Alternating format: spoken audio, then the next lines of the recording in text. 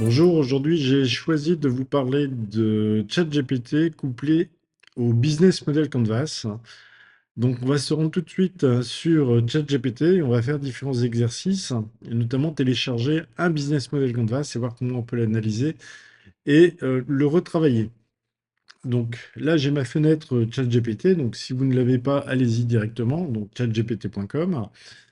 Une fois que c'est fait, allez sur le site Onopia, donc onopia.com, et dans Onopia, vous avez sur la partie ressources, vous avez des études sur, les voici, sur les modèles économiques. Donc c'est plus de 70 modèles économiques que j'ai étudiés. Donc juste pour l'exercice, on va aller sur WeThings, voilà, je viens de le prendre, et on va télécharger le business model Canvas. Donc là, vous avez des cartes de proposition de valeur qu'on pourra aussi utiliser. Donc là, moi, je vais prendre le business model de WeThings. Donc on va le télécharger, enregistrer l'image, hop, sur mon bureau. Comme ça, je vais pouvoir le retravailler. Donc on voit que ça apparaît ici.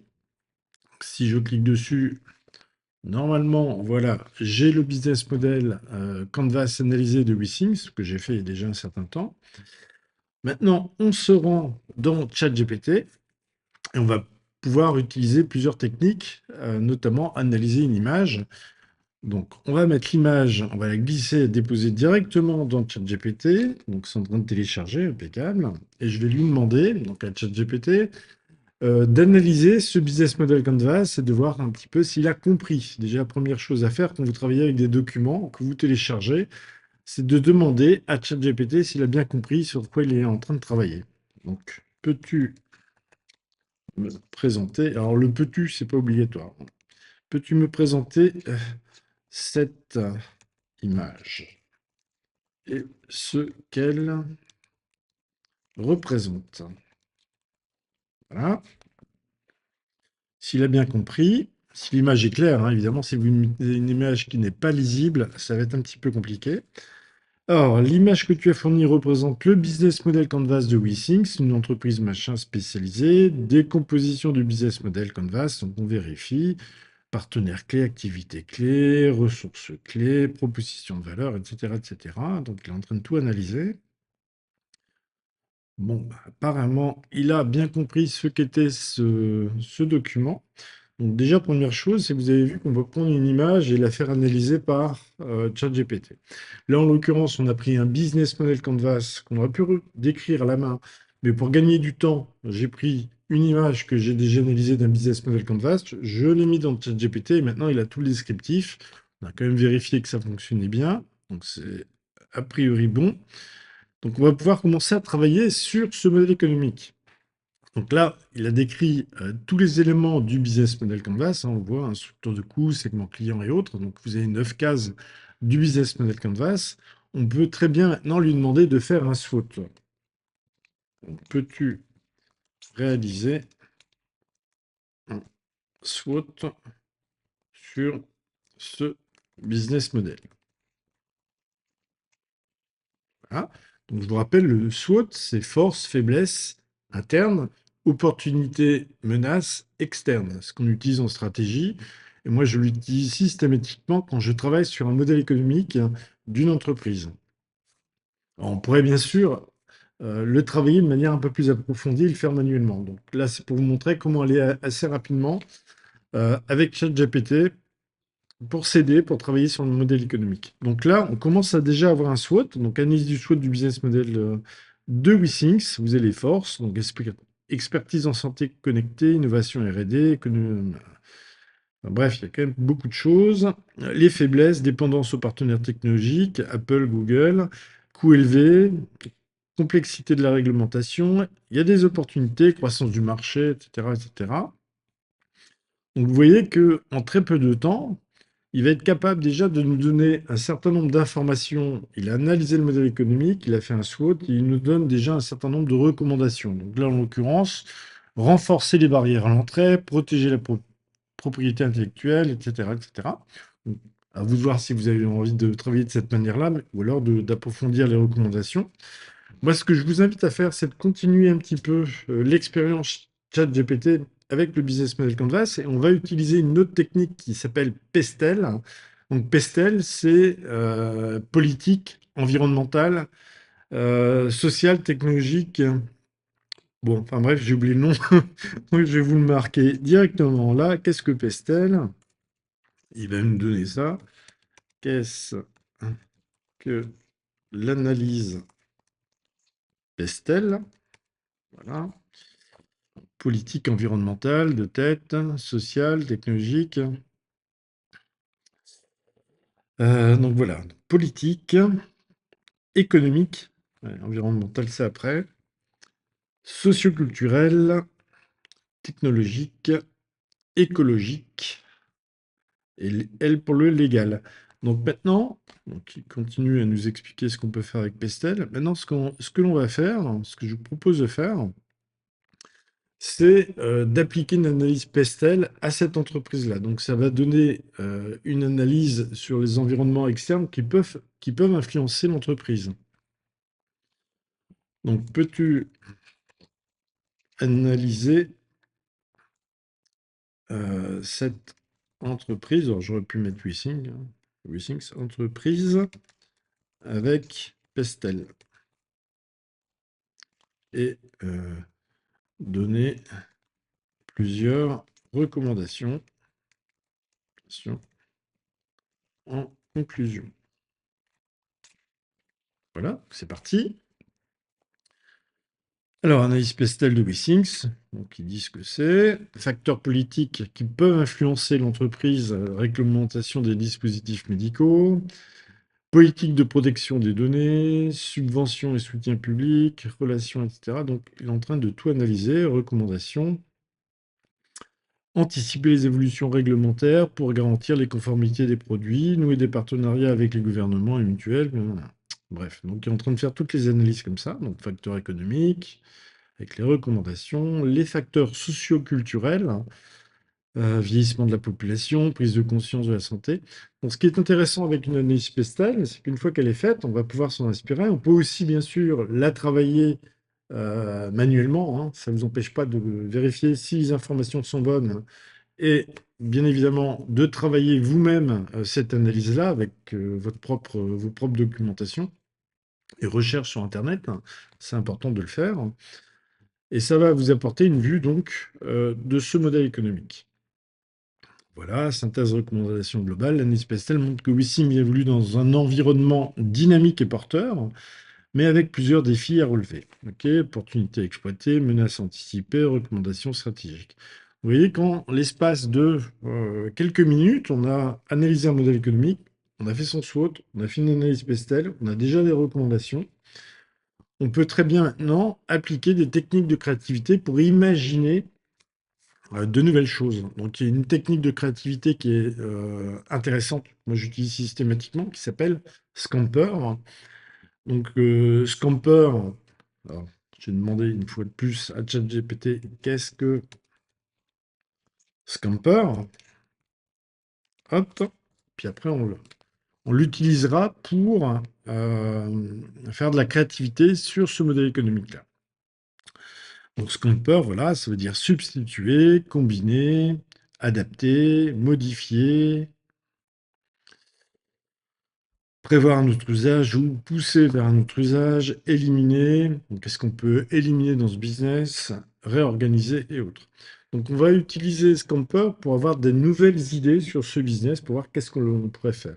Donc, voilà, on l'a déjà fait. Si on applique Scamper à WeThings, substituer, par exemple, remplacer certains composants par des matériaux recyclés pour répondre aux attentes écologiques. Combiner, intégrer un suivi émotionnel en combinant capteurs biométriques et IA pour détecter le stress, etc., etc.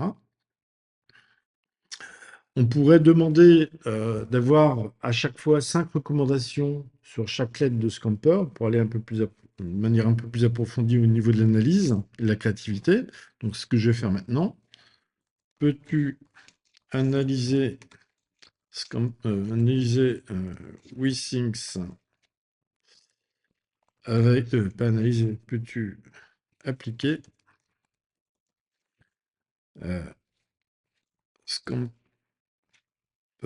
Scamper, voilà, on va y arriver, à WeThings en donnant pour chaque lettre de Scamper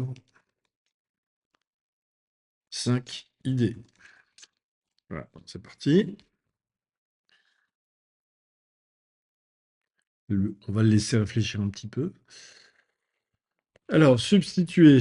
Donc, on avait déjà vu une première proposition, matériaux recyclés et biodégradables, ok.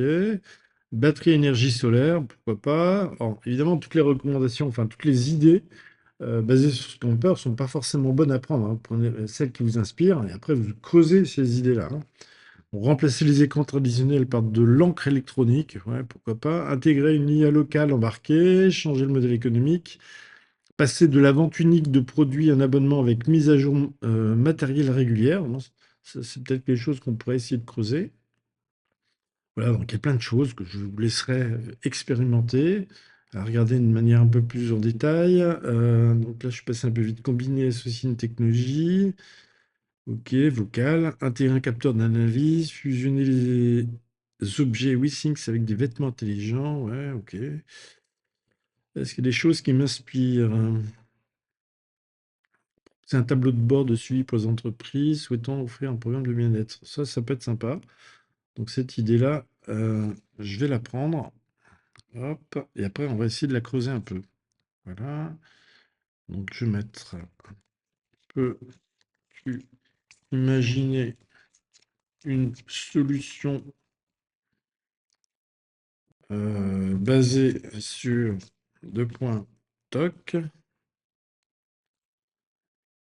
Tu t'inspires. Alors, j'ai mis quoi? Proposer un tableau de bord de suivi pour les entreprises souhaitant offrir un programme de bien-être à leurs employés. Alors, j'avais vu une autre proposition que j'aimais bien. Changer le modèle économique.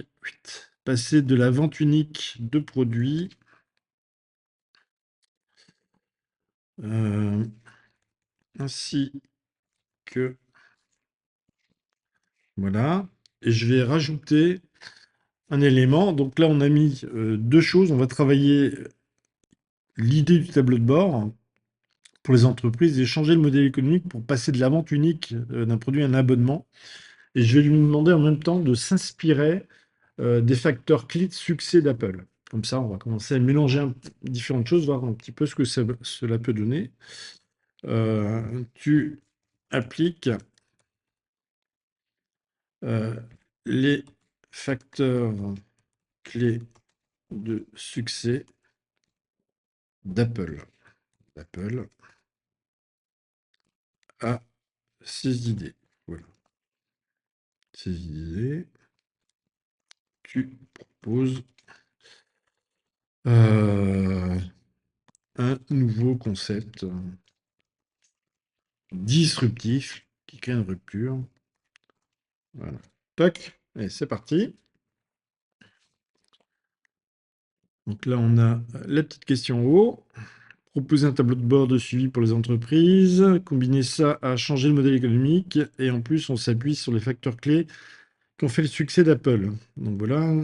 Donc, nouveau concept disruptif, WeThink Corporatals Plus. Un programme de bien-être connecté pour les entreprises avec un modèle d'abonnement premium inspiré d'Apple. Donc le concept, on va appeler ça WeThings Corporate Health Plus. WeThings Corporate, une solution SaaS et hardware dans l'abonnement destiné aux entreprises souhaitant améliorer le bien-être de leurs employés, machin. Propose un tableau de bord, des objets connectés, un accompagnement en santé préventive. Le concept repose sur trois piliers, un abonnement tout en un. L'entreprise ne paie plus pour un produit unique, mais pour un service évolutif. Un suivi de la santé en temps réel avec un tableau de bord, analyse prédictive, une approche inspirée d'Apple, expérience fluide, intégration avec l'écosystème existant, mise à jour continue du matériel et services premium. Voilà. Donc, les clés du succès, application des principes d'Apple. Donc, on a un écosystème fermé et intégré. Donc là, c'est typique d'Apple, hein. Quand vous commencez à acheter d'Apple, vous êtes enfermé avec Apple. Compliqué d'en sortir. Alors c'est bien et c'est pas bien, hein. C'est bien parce qu'on garde le client captif, c'est pas bien parce que le client captif n'aime pas toujours ça, hein. Donc attention à ces techniques qu'on appelle des techniques de lock-in en stratégie, de verrouillage, c'est pas toujours très bon. Il propose quoi? Expérience utilisateur, application tableau de bord épuré, machin. Ok, design premium. Enfin, vous voyez qu'en très peu de temps, nous venons de réussir. On a pris un modèle économique qui était déjà rempli, un business model canvas, on l'a analysé, on a fait un pestel, on a fait un SWOT d'abord, un pestel, on a appliqué Scamper en termes de créativité, on a pris des idées issues de Scamper et ensuite on a affiné ces idées pour avoir quelque chose d'un petit peu disruptif en s'appuyant en même temps sur ce qu'a fait le succès d'Apple. Donc vous voyez, on a pas mal de choses. Moi, ce que je vous invite à faire, c'est expérimenter ça sur vos idées. C'est quelque chose de très efficace pour penser différemment. Et si bien sûr vous avez des commentaires, n'hésitez pas à les mettre en dessous de la vidéo. Je me ferai un grand plaisir d'y répondre. Et si vous avez besoin d'un accompagnement sur votre business model, sur l'animation d'une session près de votre communauté de direction, bah, n'hésitez pas à me contacter. Je fais ça depuis de nombreuses années. Ce sera avec un très très grand plaisir que je vous répondrai. Merci, à bientôt pour une prochaine vidéo.